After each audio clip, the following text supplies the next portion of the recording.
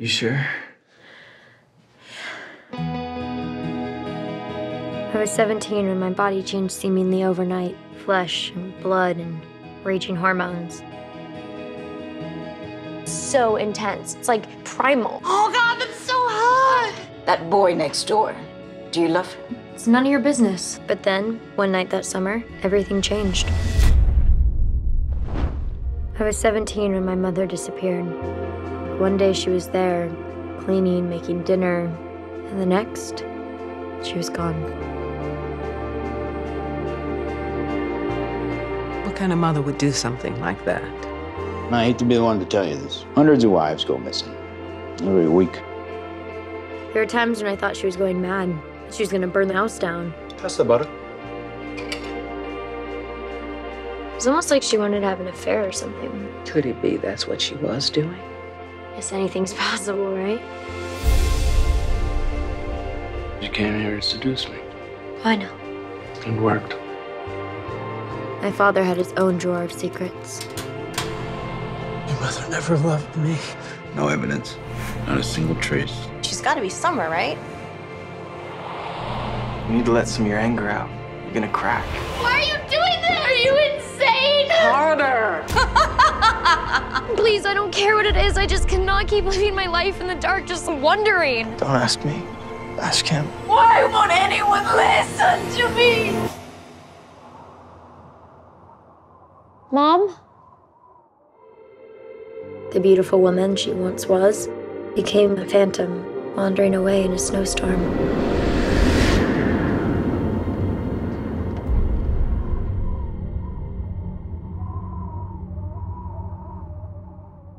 I'd like to thank this trailer for making me realize that Eva Green is the new Tilda Swinton.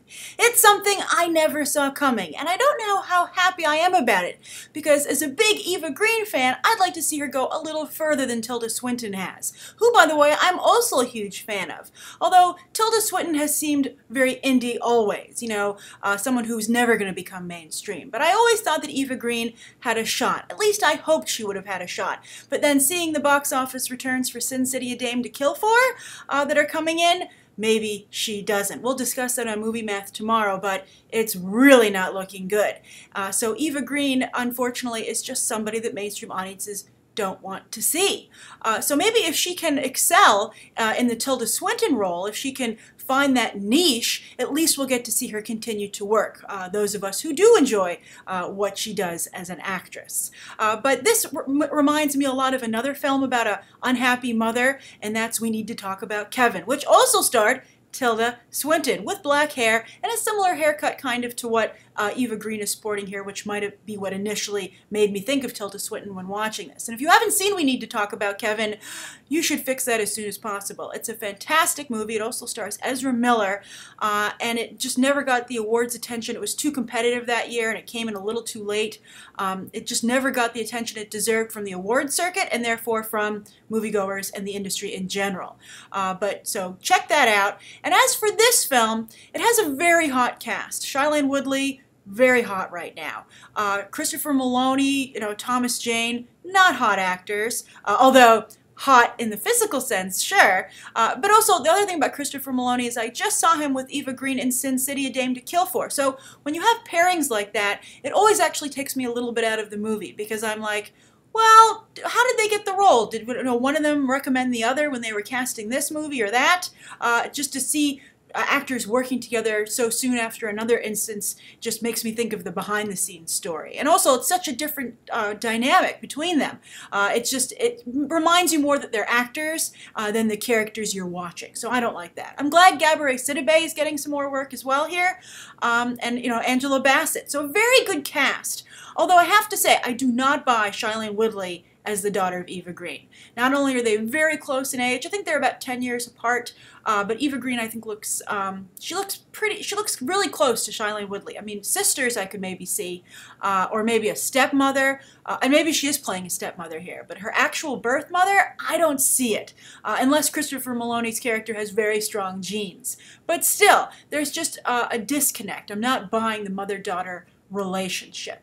You know, Ashley Judd. Ashley Judd played her mother in Divergent, and you know, much smaller role for Ashley Judd, and I bought that connection, you know, much faster. So I love the talents involved here. I'm intrigued by the potential story, but there are little things taking me out of it, and I'm worried about the strength of the narrative structure. I'm a very big fan of strong narrative structures. I know some people aren't, but I'm one of the people who likes to have at least the spine of a story nailed down. If you want to experiment a little bit, that's fine. But even your experimentation and dreamlike qualities need to have some structure. I like to think that the filmmakers have some idea of what they're doing, rather than just throwing up a bunch of stuff and seeing what sticks. But again, you know, some people enjoy that, and you know, they appreciate it for what it is. So we'll see. This trailer has definitely captured a lot of people's attention, though, and that makes me very happy because, as I said, I'm a fan of a lot of the talent involved here. So we'll see. We'll see. I'm curious what you guys think. What do you think of Eva Green being the new Tilda Swinton? Would you agree with that? Do you buy Shailene Woodley as her daughter? And also, what excites you about this movie? Is it the cast, their performances that they seem to be doing, the story, or is, like me, or you like the story seems the weakest component here? Write your thoughts down below. Thank you so much for tuning into my review, and you can check out some more episodes right now.